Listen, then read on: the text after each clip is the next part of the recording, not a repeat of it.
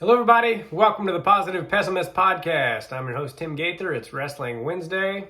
My guest today was going to be Nick Perler, the guy who owns the Perler Wrestling Academies, and I was really looking forward to that, but we had some miscommunication about when he was going to do it. I thought he was doing it today, and turns out he can't do it today, so we're going to do it probably sometime in August, and I'm really looking forward to having him on, but I didn't want to not do one.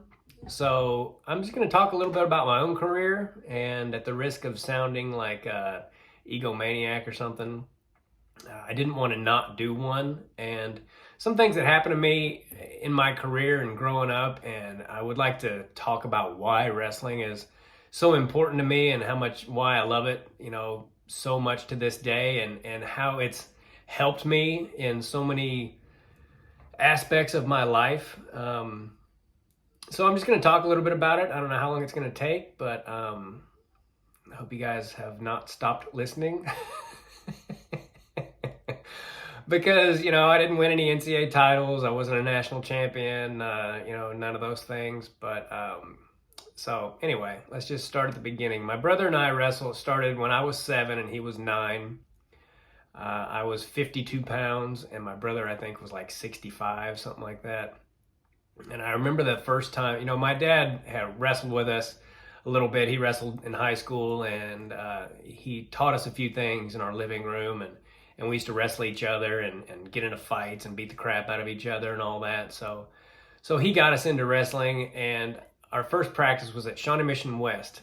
And I'm not sure where we got the flyer for it, but John Aiken had started a kids program.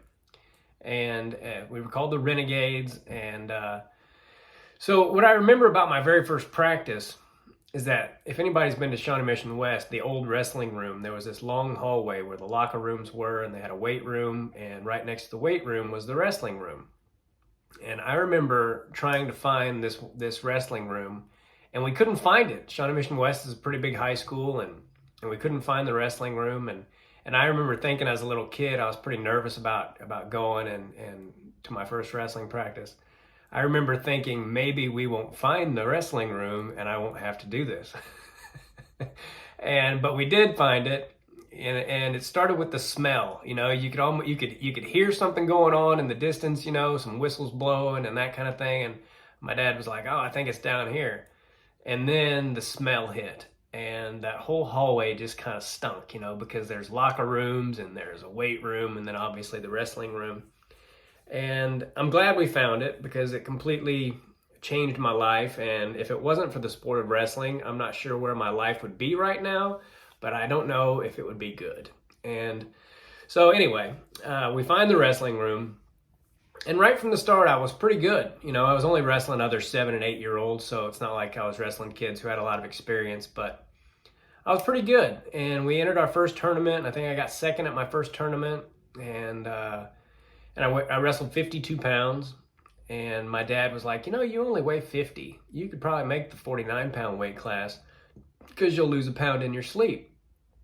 And, that age, you just listen to whatever your dad tells you to do. And so I did, and the very first tournament that I wrestled 49 pounds, I won the tournament. And then I won the next 2 tournaments. So I was 3-0 in the tournaments that I had wrestled as far as winning first place. And I was like, well, this is how you do it. You cut a little bit of weight and you're better, which thank God the sport has kind of gotten away from that. Back in the day, we used to cut weight in an unhealthy way. And it probably planted a seed in me that didn't need to be planted, as far as thinking that if I was smaller, I'd be better and all that. And looking back on it, and if my son ever wants to wrestle, he's going to wrestle whatever he weighs, and we're not going to emphasize weight cutting or any of that stuff. And it's not like I was cutting a lot of weight to make 49 pounds, but it did plant the seed to think that I had to do that. And like I said, I'm glad the sport's kind of gotten away from that. And it's also probably where I started this, I wouldn't say I'm obsessive compulsive, but I definitely have the ways that I like to do things. Like now I'm a stand-up comedian for a living, and I like to do things in the same order, in the same way, almost like a pre-match ritual, it's like a pre-stage ritual. And the sport of wrestling really helped me when it comes to doing what I do for a living now, because getting ready for a wrestling match is kind of the same thing as getting ready for a comedy show. Like I'll go through the same little rituals, and I like to be at the club at a certain time, and I don't like to be in the room when they announce my name over the who your headliner is tonight. I've got all these little things that I like to do, and I think that goes all the way back to wrestling, and I'm trying to get away from that a little bit because like now I'll wear a certain t-shirt, and if I have a good show, I'll probably wear that damn shirt all week, and if I have a show that I don't care for, I'll take that shirt off. And it's I'll change my shirt and shit like that, and I think that's where all that started. So if my son wants to wrestle, I'm going to try to, one, not emphasize weight cutting, and two, not emphasize superstition. Like I used to have to wear my socks the same way and pull them up the same length and all that shit. Just kind of stupid, but it helped me, and it calmed me down, and to this day it still kind of calms me down to do things in a certain way. And anyway, so I started when I was 7. It was pretty good. I went to state my first year. I got beat out, and but I did win a match. And it's funny the things you remember. I remember I was really tired in this match, and back then it was 3 1-minute periods. But I think because of the nerves and everything, I was just dying. And I remember asking the referee, I was like, "Can we take a break?" And the referee just kind of looked at me and he was like, "No," and he kind of laughed a little bit because, a little kid or whatever. And the kid was from Scott City, and I beat him 4-0 the match that I won, and that's the match that I asked for the break in. And it's so funny the shit you remember, or that I remember. I can remember stuff that happened when I was 7, and I would probably struggle to tell you what I had for dinner last night. But anyway, I was pretty good. And my second year, back then we wrestled a lot of matches. I remember I went 49-3, and I was 45-1 going into the state tournament. And I ended up getting 4th. I got beat a couple times on criteria at the state tournament. And there's another thing I remember about that is I made it all the way to the semifinals without scoring one legitimate point. I beat the first kid 0-0, and back then, if the referee decided that you were more aggressive, then it was called the referee's decision, and you won the match. So I won my first match 0-0. I was the first place seed, and I barely beat the kid seeded 4th. And in my second match, I won 1-0, and that was off a penalty point. So I made it all the way to the semifinals without scoring one legitimate point. And then I got beat in the semifinals by a kid named TJ Souter, who ended up being really good, not only in kids, but in high school as well. And both of his brothers were good. And so it's so crazy, the shit I remember. And so I lost to him 4-2, and then I got on the backside, and I lost for 3rd in the 3rd place match on criteria to a kid named Steve Walden from Hoxie. And but I was really disappointed, that I got beat. And 49-3 and 4th in state. I should have been happy with that. And it was a good thing, and it was also bad because, and my dad watches these, and I'm not trying to make him feel bad, but I remember wanting to wrestle around with him a couple weeks after the state, or a week after the state tournament. And I'll never forget it. He goes, "You didn't want to wrestle last week," and it just destroyed me. Like, I was so like, oh my God, I disappointed my dad, blah, blah, blah. And Dad, I'm not trying to make you feel bad about it. You probably didn't even, I'm sure you don't even remember saying that. And, but the next 3 years, I was the number 1 seed the next 3 years at state. And I got beat out 3 years in a row. And, and I think it's because I put so much pressure on myself. And this sounds like I'm blaming my dad. I'm not. It's just life. And I put so much pressure on myself to perform at the tournament that I would get beat by kids that I had been beaten all year. And so somewhere along the way, I've told this story last couple times on the podcast, so I apologize. But there was a kid named Jason Ludez from Salina, and he beat me out at state the 3rd year in a row that I got beat out. And then the next year we wrestled at the Topeka Invitational, and I was kind of nervous about it because he had beaten me at state, and I beat him 13-0. And something just clicked in me. I was like, oh, you don't have to wrestle differently or put so much pressure on yourself because it's a state tournament. So then that year I got second, and after that I placed every year. I went to state 10 times total, including high school, and I think I placed 6 times, and I probably would have placed every year and won it 4 or 5 times if I hadn't been such a head case about it. And so if you have a kid, again, I don't think my dad meant anything by it, or wasn't, maybe he'd had a long day at work or something, or, he really thought I was going to win the state title that year as an 8-year-old. And he didn't realize what he was doing when he said that to me. But so watch the things that you say to your kids, because when you're that little, everything is just the end of the world. Those 3 years in a row that I got beat out, I mean, it really messed with me. I would come home and just be like, I suck, and I would be so hard on myself, and whatever. So fast forward to high school. My 8th grade year, I was 37-1, and I got beat at the state tournament in the quarterfinals by a kid who had never beaten me before. So, I started placing and all that in kids after I had that little bit of a revelation with the Jason Ludez match. So I had a little bit of a revelation, but at the same time, I still had a pressure on me. In 7th grade, I was undefeated going into the state tournament, and I ended up getting second, and I lost to a kid named Corey Johnston from Stockton, who was also undefeated, and he beat me 2-1. And you can probably tell from these podcasts that I'm kind of the shit that I remember is kind of crazy, but I don't remember anything about that match at all except standing up, and I lost 2-1, and my dad thought I should have won 3-2. And I remember standing up and running my hand through my hair and looking up and seeing my dad, and I saw him go, "I'm gonna kill that son of a bitch," talking about the ref, whose name was Colin Maddox. And the only reason I remember his name is because the next year at the state tournament, he was the referee in a couple of my matches, and he didn't call me for stalling. I think he was a little bit afraid of my dad because they had to get security. I mean, it was a whole deal. So anyway, that was in 7th grade. And then in 8th grade, I'm undefeated again going into the tournament. And I lose to this kid in the quarterfinals who, again, had never beaten me. So I obviously had some kind of mental hang up about state. And so I lost to him and came back and got third. And I'm only telling that story because it leads to my high school career, which my brother, Jimmy, when we first started, I was more of a natural, and my brother was more of a hard worker, and which is still true to this day.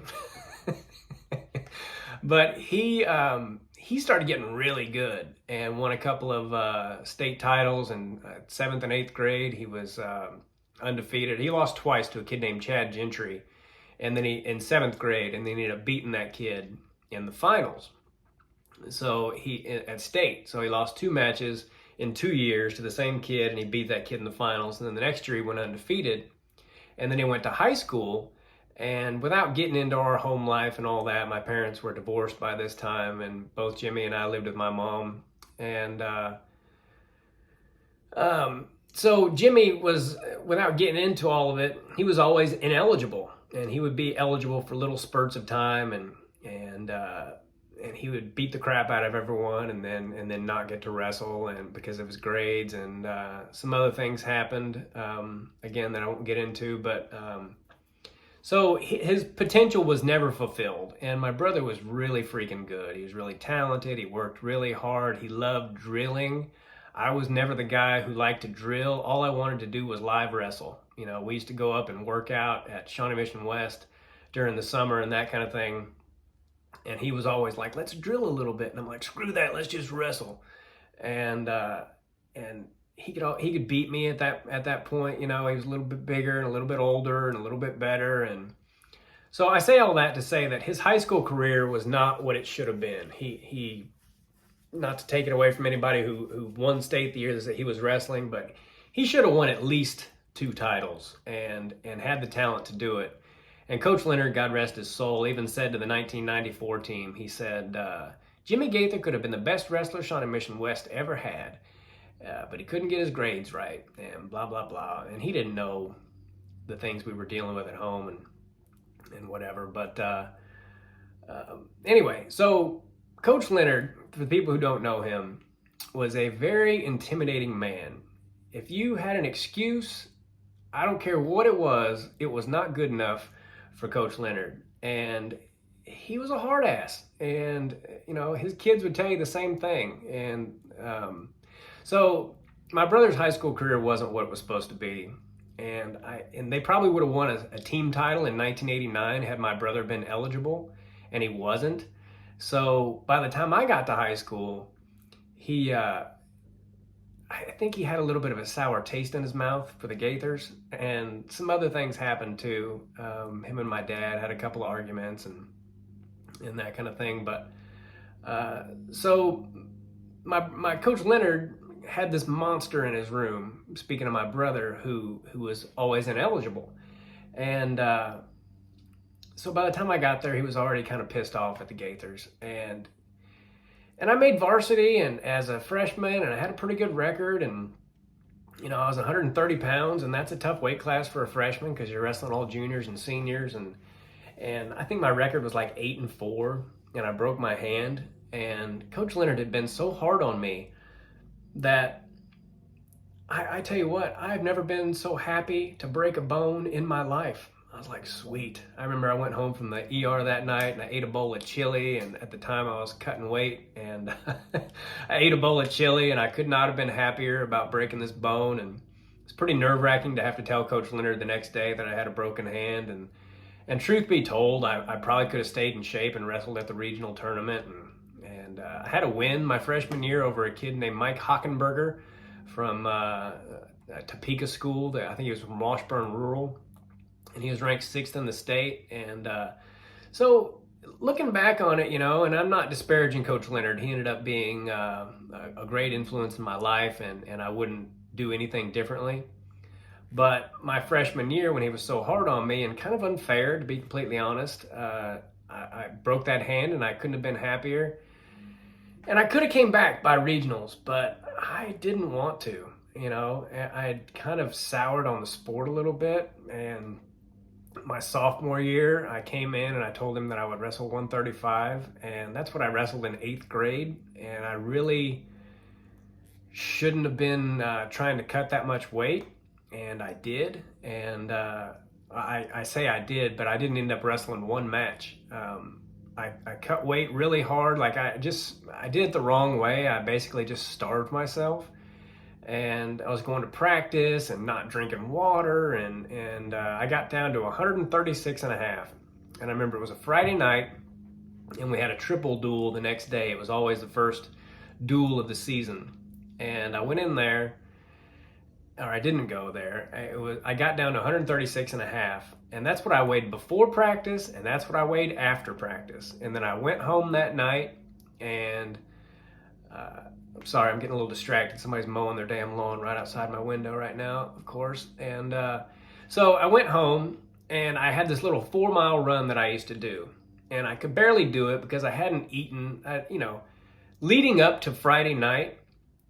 In those 5 days, I had like 5 bowls of cereal. I would get up in the morning, I would eat a bowl of cereal, I wouldn't eat or drink anything the entire day, then I'd go to wrestling practice like that, and then after practice for dinner, I would have a glass of water. And my mom tried to feed me, and I just wouldn't eat. And so I was just killing myself, and in such an unhealthy manner to make 135. And so I went and did this 4-mile run, tried to do it, and I couldn't. I finished the 4 miles, but I had to walk most of it because I was so dead at this point. And Shawnee Mission West had a basketball game that night. So one of my friends came to pick me up. I think it was Dan Irwin. And we went to the basketball game, and I went downstairs and checked my weight in the locker room. Well, after running 4.5 miles and practice that night and everything else, I still weighed 136 and a half. And I've never told this story to all the people who are, obviously to the people who are going to watch this. I've never told this story to very many people at all. But I weighed 136 and a half, and I was just defeated mentally and physically. And I went home and I had my mom call Coach Leonard and tell him I was sick and that I wasn't going to be able to wrestle the next day, and which obviously was a lie. I just, looking back on it, my dad wasn't really in my life at this point. We didn't live together, and without getting into all of it, I didn't have anybody to be like, hey, I'll talk to him and we'll just, try to move you up to 140. And, well, somebody had tried to talk to Coach Leonard about letting me move up to 140, but, anyway, he wasn't having that. Coach Leonard was the kind of guy that was, if you told him something, that's what you had committed to, and that's what you were going to do. And to be honest with you, he still had a little bit of a sour taste in his mouth about the Gaithers in general. And, so my mom called him and told him that I couldn't wrestle, and I just never went back to practice my sophomore year. So I didn't wrestle one match. And to this day, I wish things had been different, but I say this all the time on this podcast. If I had done anything differently, or if things had gone differently in my life, I might not have my son. I might not have taken the steps I had taken, and blah, blah, blah, without getting into all that. So I didn't wrestle at all my sophomore year, and my junior year, I had planned on wrestling, but I was really nervous about it because Coach Leonard had this rule where if you quit, you couldn't come back, and I think he meant during the season. So anyway, I called him the night before the season, and I had been working out and had gotten my weight down a little bit. I was going to wrestle 140, and I'd gotten down to like 147, and I called Coach Leonard the night before practice started, and I said, I still think I have some talent left, and I'd love to wrestle for you. And I was so scared to make that phone call, and he could not have been nicer and more welcoming. And so I came back my junior year, and I think I lost 8 or 9 matches, and some of the guys that beat me honestly had no business beating me. Some of them I had beaten pretty handily when I was younger, but then by the state tournament, I was kind of, I had pretty much knocked the rust off, and I ended up getting 6th, and I think I could have even done better than that, but, a couple years prior to that, they had changed the rules where it used to be the top 4 placed at state. So that year, the top 6 placed, just like in kids. And I was pretty happy about that. So I think I could have wrestled better than I did on the backside. Actually, the first 2 matches on the backside, I wrestled really well. And then after I knew I had placed, I think I kind of shut it down mentally, which is part of the sport. You gotta stick with it. But I remember being very encouraged. I placed, and I remember sitting in the stands. And I remember thinking to myself, I was like, okay, the guy that won it, who was Jason Hayes, I was like, he's graduating. The guy that got second, Bobby Lashley, who wrestles in the WWE now, monster of a man. I knew that sucker couldn't make 140 again. And the guy that got third was graduating, and the guy that got fourth, I thought that I could beat. I was beating him in the earlier rounds of the tournament. I was beating him pretty good, and then he ended up cradling me for 5, and for 3, and ended up beating me 5-2 in the quarterfinals. His name was Matty Maciel from Garden City. Good kid. And but I thought I could beat him. If he came back at 40, I thought I could beat him. And the guy that got 5th, the guy that beat me for 5th, I knew I could beat him. And so I was sitting there in the stands, and I'm like, you know what? I'm going to win it next year. I made up my mind right then, I'm going to win it. And I worked out really hard that summer, and I wrestled 140 again, but I was a lot firmer 140, for lack of a better way to say it. I think I was a little bit chubby my junior year, and so I lifted weights and got a lot stronger, and I'd never really lifted weights. And to be honest with you, I still didn't really lift weights, but what I would do is we had this little duplex, and it was right on Metcalf. And I would go up into my mom's room, and I would do curls and push-ups and jump around and just get myself mentally ready for the coming season. All summer long I would do that, and everyone else went to summer weights and all that, but I always liked working out by myself because I would get myself so fired up. And I had just months in advance of the season starting, I had made up my mind that I was going to be an undefeated state champion.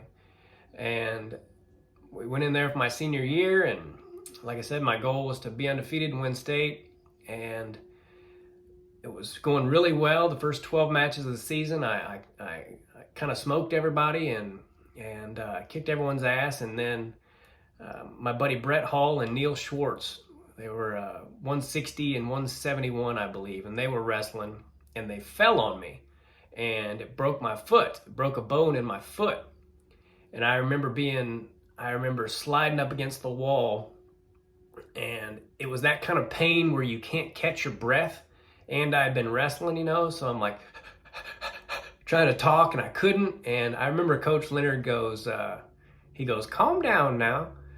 And it was the only time I'd ever even remotely talked back to Coach Leonard. I remember going, it fucking hurts. And he just kind of looked at me, and he's like, okay, I know it hurts.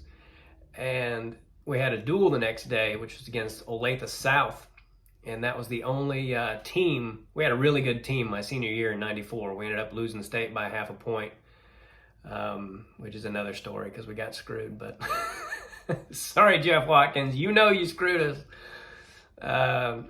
He ended up lobbying to get a point taken back that they had lost for unsportsmanlike conduct or something. And a couple other things happened that year that I won't get into. But anyway, we lost the team title by half a point, but I digress. Going back to the duel we had the next day, it was against Olathe South. And Coach Leonard knew that was the only team that had a chance of beating us in a duel. And going undefeated in duels was very important to Coach Leonard and important to all of us. And I remember him going, you wrestling tomorrow, fuck that shit. But because Coach Leonard, God rest his soul, he taught me above anyone in my life, everything that happens in your life is ultimately an excuse. Oh, your mama died? Sorry. Was she going to wrestle for you? I mean, he was that, not to say that he would have been that hardcore about it, but ultimately everything that you come up with for why you can't do something, it's an excuse. Because his whole thing was, hey, I know that happened to you. That sucks. Now, what are you going to do about it? So above all, I learned that from Coach Leonard. But I say all that to say that, and then I didn't end up wrestling the next day. And we did win that duel. We won it by 1 point, and I was keeping score, in the little notebook over there like a manager would do or something. And I remember looking at the score, and my buddy Brian Hunt, God bless him, he was great in the practice room. But when he got into matches, he would get so scared and mentally, wrestling is largely mental. And my buddy Brian he would choke all the time in matches. And I remember looking at the score and thinking, holy shit, it's going to come down to Hunt because he was our 89-pounder. And I don't know what got into him that day, but he wrestled lights out and was out there hitting ankle picks and low levels and shit, looking like John Smith. And I remember being so grateful to my buddy for pulling that out because I was so scared we were going to lose that duel and it was going to be my fault because I didn't wrestle, because I could barely walk at this point. I was so scared that we were going to lose that duel that my buddy, though, he came through for me, and we won the duel by 1 point. And then I only missed 2 matches, and I limped the rest of the year, and they used to tape the hell out of my foot. I mean, so much tape it looked like a mummy. And Coach Dory, God bless him, he was really good about injuries and knowing what to do with injuries and that kind of thing. And so he taped the hell out of that foot, and I had this, my thing in wrestling, I wasn't the greatest wrestler. I didn't have the greatest technique. I knew a shitload of moves, but I didn't use hardly any of them because I was just kind of lazy, for lack of a better way to say it. I knew what moves I had that worked, and, which kind of hurt me in college, but that's another story. So my thing was, especially my senior year, I was really hard to take down. Um, my senior year, I gave up four takedowns, and uh, four of them, or excuse me, all of them were in the last 5 matches. I got taken down in the regional finals, and then I got taken down 3 times at state. But anyway, I was really hard to take down, and I was like impossible to turn. I think I got pinned once in my entire 12-year, 13-year wrestling career, and I got put on my back after my first year of wrestling. I think I may have gotten put on my back 1 time, So I was really hard to take down. I was impossible to turn, and if you can't take a kid down and you can't turn him, especially at the high school level, you're not going to beat him. So I still had that. Even with my broken foot, I was really hard to take down, and I had this knack for getting 5-point moves. I had a great headlock and a great dump, and Kelly is what we called it, and I had this knack for getting up by 5. And I did that all the time. And even after I broke my foot and it really hampered my mobility, I could still get up by 5. I could still headlock somebody. I could still get them on their back almost immediately. And that's where I won all my matches. I would ultimately get a 5-point lead. And a lot of times I would sit on it because by the end of the match, my foot was just throbbing and killing me, and I could barely move, and I could hardly move laterally at all. And so I would move forward. I could do that, but going in circles was difficult. So around the state tournament, it started to feel a lot better, but I limped through that entire season and had some close matches that maybe I shouldn't have had. But all those years of being focused on winning and making my dad proud of me had taught me how to win matches. So I got to the regional finals, and one of my goals that year was to not get taken down at all. And I remember Josh Gutierrez, he took me down in like the second period, and the regional finals, I ended up winning that match 5-4 and went into the state tournament undefeated. And another thing about the regional finals is I remember thinking to myself, I've been in this position before. I've been the undefeated and the number 1 seed going into the state tournament, and it's never worked out for me that way. I've never had an undefeated season. And so I remember being before the regional finals thinking, I'm going to wrestle hard, but I'm not going to put pressure on myself to win. I don't even care if I win. I've been the number 1 seed. I think 8 out of the 10 times I was the number 1 seed going into the state tournament. So I remember thinking, I don't care if I lose. I'm going to wrestle hard, but if he beats me, to hell with it. I'll probably get on the better side of the bracket. And but I did win and went to the state tournament undefeated, number 1 ranked, and all that shit. And I mauled a kid in the first round named Dwayne Gearjitz. He was just a freshman, and he had like a 3-11 record. So it was like the perfect guy to wrestle in the first match of the tournament. And then my second match of the tournament was against a guy named Jared Byrne, who was ranked 2nd in the state. And he had like injury defaulted out of the finals at regionals or something. So even though he was ranked 2nd at state, he was in my little section of the bracket. And so we went out there, and he was freaking tough, man. Jared Byrne, if you're out there, God bless you, dude. You were freaking tough. And but I got a 5-point lead. And rewinding a little bit, on the way down to the state tournament, I remember saying, we're all in the van, and I said to Coach Leonard, I go, Coach, if I get up by 5, I will not lose. Well, I sure as hell wish I hadn't said that, because because I went out there and he tried a little short arm drag, and I just bumped him to his ass and got him on his back and held him there for the rest of the first period, and I was up 5-0. And I remember thinking in my head, I just won state. This guy's ranked 2nd. He's the guy I was worried about the most. I won it, and that was in the first period. And I wasn't that kind of guy. I knew better than to look forward. I was a very one match at a time kind of person because, I never looked at the backside of a bracket. I always just, to see, if I lose, I'll go here. I was never that guy. And a couple things happened. First of all, I did look at the backside of the bracket. And I remember thinking, which turned out to be a mistake, I remember thinking, I am going to have to wrestle Josh Gutierrez, who I had beaten twice by 1 point, if I lose to Jared Byrne. And I just looked at the bracket the other day, and I was like, well, that wasn't even the case. You wouldn't have had to wrestle Gutierrez. He was still on the opposite side of the bracket. So I remember thinking before the match, I was like, shit, if I lose to Byrne, I'm going to end up wrestling Gutierrez, and I've only beaten him by 1 point twice. What if he beats me, and then I go from being undefeated to getting beat out? I'm thinking all this shit before the match. And then we get in the match, I get my 5-point lead, and I think to myself, which I never let myself think before, I've won this match. It's over. I'm going to win. I'm up by 5. Well, Jared Byrne had different ideas. And we went in the second period. I picked down.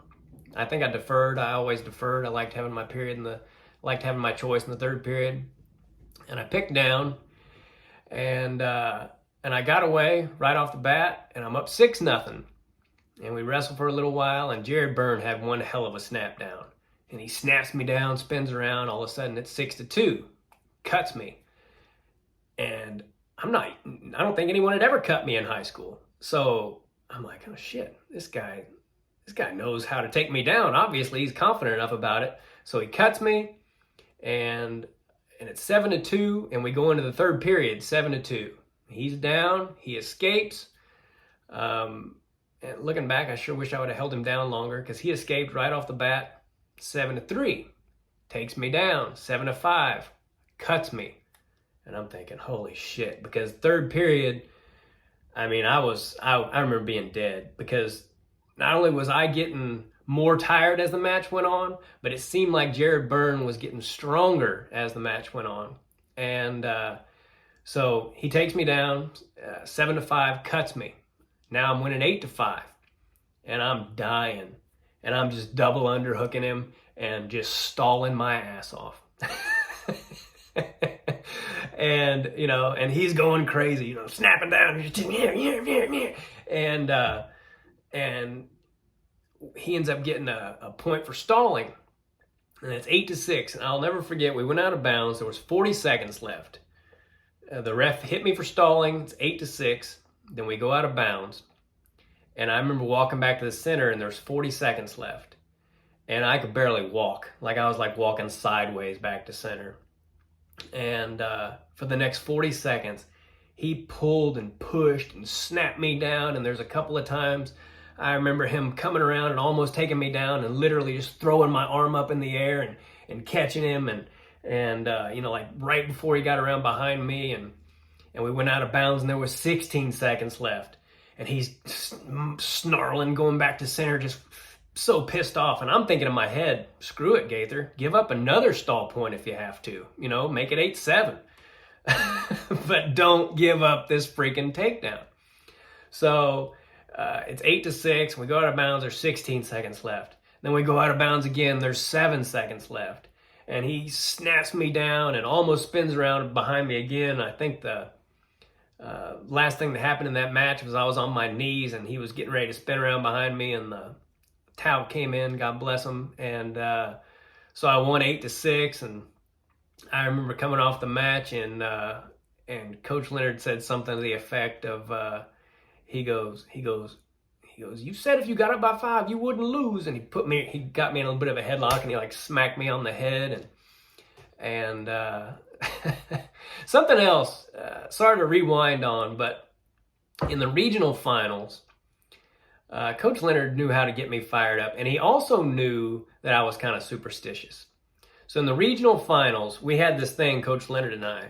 We would shake hands, and we would do like I don't even know how to describe it. We had a certain handshake we would do every time.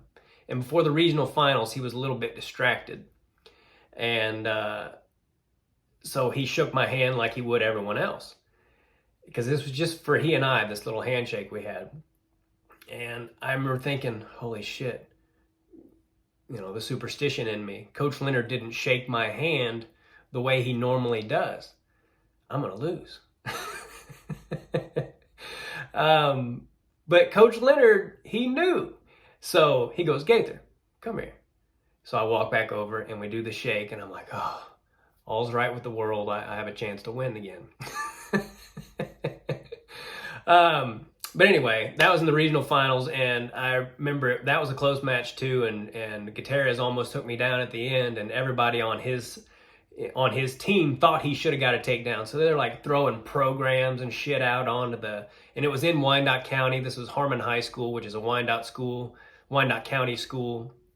And so everybody in the gym was against me. And they're throwing programs out on the mat and shit. And I remember Coach Leonard, he goes, "Let them say what they want. You still undefeated." And even saying that now sends chills through me.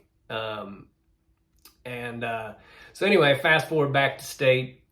So I beat Jerry Byrne 8-6 in the quarterfinals. And then in the semifinals, I beat a guy named John Moses 6-1, who was only a sophomore at the time. And he ended up winning state his junior year and getting second his senior year. And I think he was ranked third that year, and I was ranked first, and Byrne was second. So I had to wrestle the second-ranked guy and the third-ranked guy before I even got to the finals. And I get to the finals, and I'm wrestling a guy named Matt Brandmeier from Shawnee Mission South. And before the tournament even started, somebody had made a comment about Brandmeier being on the better side of the bracket. And one of my teammates goes, "Gaither, what if Brandmeier makes the finals?" or something like that. And I said this, not thinking in a million years that no disrespect to Brandmeier, he was a good wrestler, but I didn't think he was going to make the final. And I remember thinking to myself, or I said to my teammate, I go, "If Brandmeier makes it to the finals, I'll pin his ass." And I had never pinned Brandmeier. I'd beaten him like 5 times before, but I'd never pinned him. And I remember saying that to my teammate. And because, I'm talking shit because I didn't think it was going to happen. Well, Brandmeier was losing like 8-0 in the semifinals and came back and won 13-8. He was a leg rider, and he figured out how to turn a guy named Don Boone, he was also a sophomore, and he ended up winning state the next 2 years. So he was really good, and but Brandmeier scored 13 points on him in the semis. So all of a sudden I'm in the finals with a guy who I'd beaten 3 times that year and 2 times the year before. So I'm thinking, shit, I got this, man. I'm gonna be an undefeated state champion. But I wouldn't let myself get too cocky because I knew that was a recipe for disaster. So, but this is another mistake I made looking back on it. I thought the more I laid around, the more rest I got, the better rested I would be for the finals. Well, now I know that you need to get in a good workout the day of the tournament, even if you're in the finals and you're waiting around all day, because you need to blow your lungs out. And so I say all that to say I got in the finals, and Brandmeier took me down right off the bat. 4th time I got taken down that year. And pretty close right off the bat, he took me down. And I remember my sister Lori, who, again, I was very superstitious. And my sister Lori had never seen me wrestle in high school. And the 2 times she had come to see me, I had lost both times. And I remember right before the finals being nervous because she said that she was coming. But my sister, God bless her, is notoriously late for everything.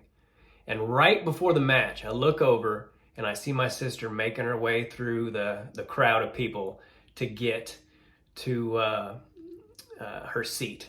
And I remember thinking, shit. And as soon as Brandmeier took me down, I remember thinking to myself, fucking Lori. It wasn't my fault that I got taken down. It was my sister's fault because, again, superstition, nut job. So he takes me down right off the bat. I think I escaped in the first period. It was 2-1. And the second period, I got a reversal and was winning 3-2 going into the third. Well, with about 30 seconds left, he escaped, and all of a sudden it's 3-3. And then we go into overtime.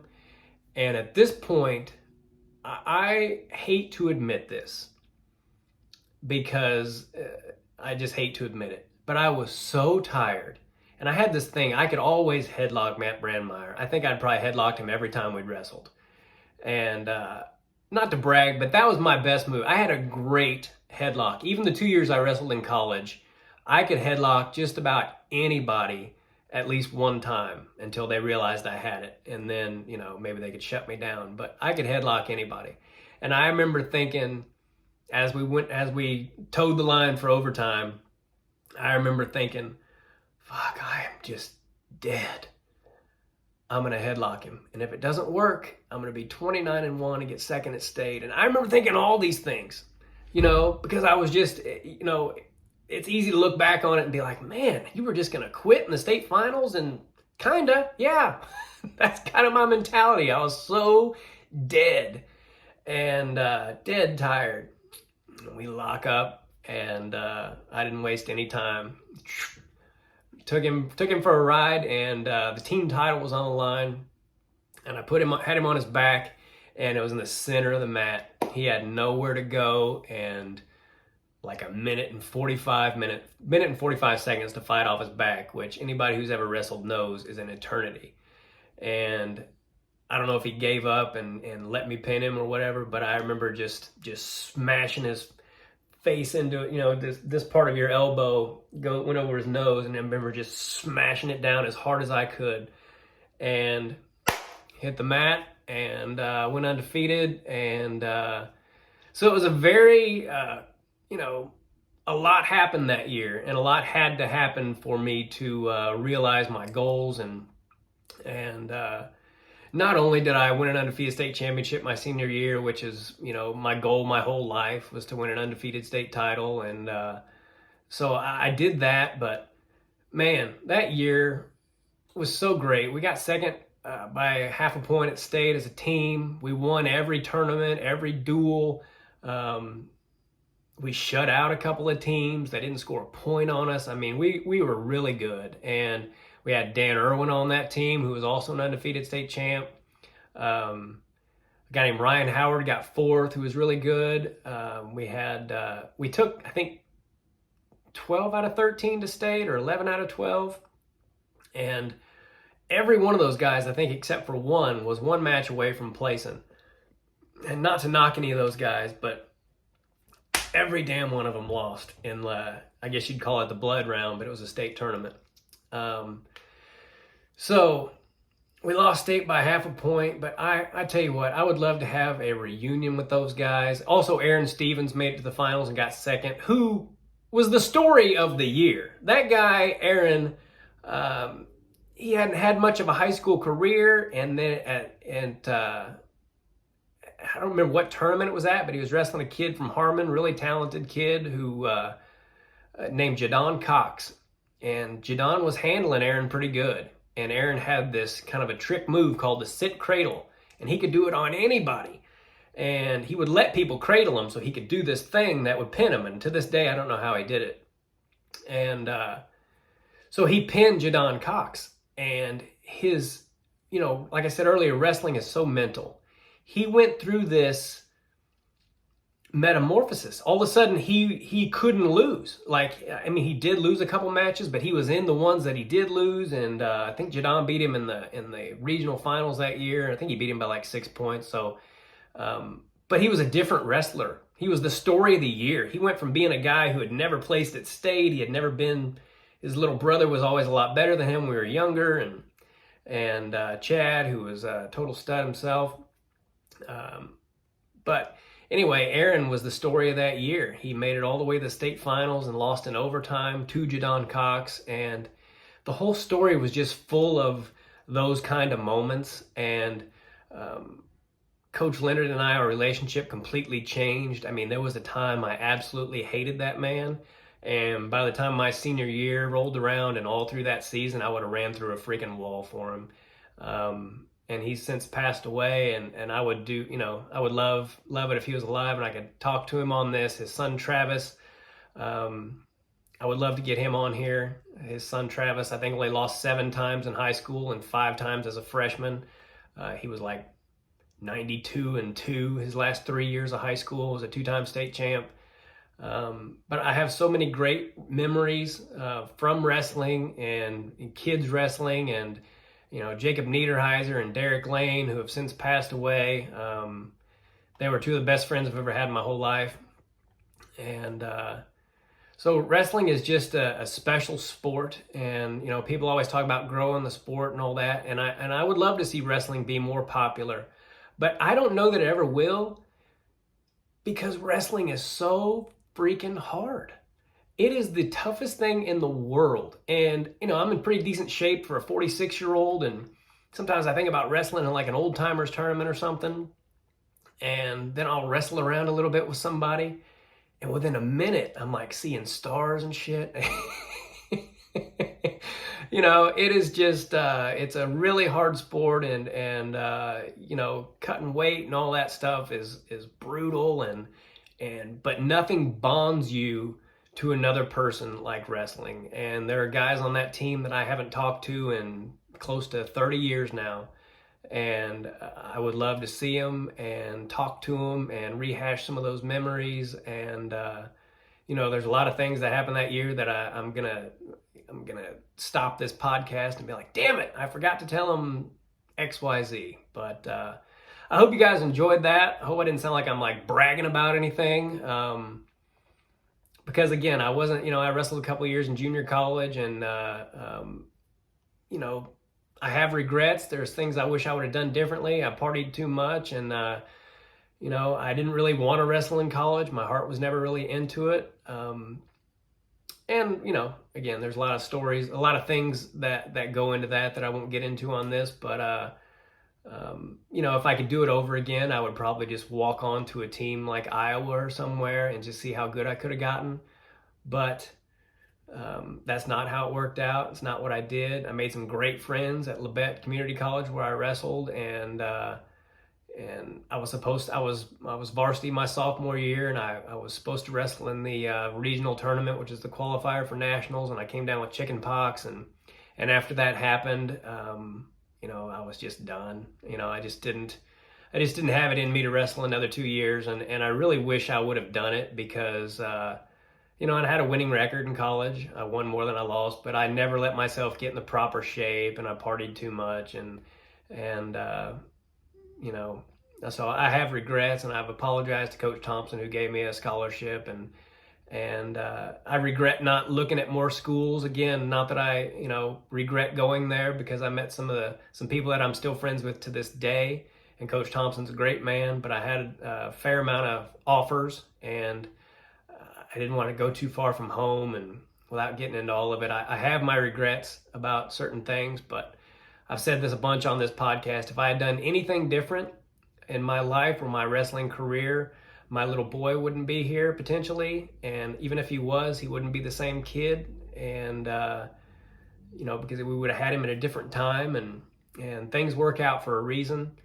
But, starting at age 7 and having kind of a chaotic childhood and all that, wrestling was the one thing that I always had. And this last year with COVID and all that stuff, I was like, I'm just going to reach out to some of these wrestlers that I looked up to my whole life, and I'm going to see if they'd like to do a podcast. And almost everyone I've asked has said yes. And a couple people have just flat out ignored me, but but for the most part, wrestlers are so gracious with their time, and it's one of those sports where you don't get to tell your story. You have your career, but you don't get to tell your story. Wrestling's not popular enough that anybody gives a shit. And, as far as like strangers or stuff, they'll think you're just living in the past. And, but the people who wrestle understand. And I was like, I'm going to reach out to these guys. And not only have I talked to national champions and Olympic champions and some of the best the sport's ever seen, but I've also gotten to reach out to people that I knew growing up, and I knew part of their story, but not all of it. And so I'm really grateful that I've been able to do these. I'm not getting rich off them or anything, but I wouldn't trade them for anything. And I'm going to keep doing them, and I hope you guys enjoy them, and I hope you understand a little bit why now that I'm so passionate about it, because I was always a total nerd about knowing stats and who beat who and by what score and all that, and that all goes back to Derek Lane. We used to sit on the phone for hours, and the only person better about that stuff than me was Derek Lane. He knew everybody.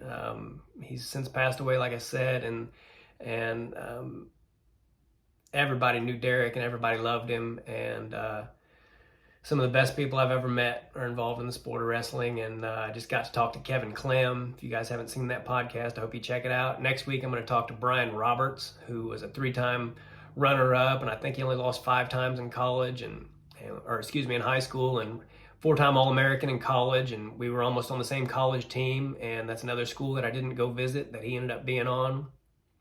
Tomorrow I'm talking to Danny DeShazer Jr., who I think he won 2 or 3 Division II national titles and was a total Kansas legend, and Kenny Taylor's cousin, and his dad was a stud, and his whole family is just legendary. So I'm going to talk to him tomorrow. And like I said, I hope you guys enjoyed this. I hope you watched the whole thing and understand why I'm so passionate about the sport.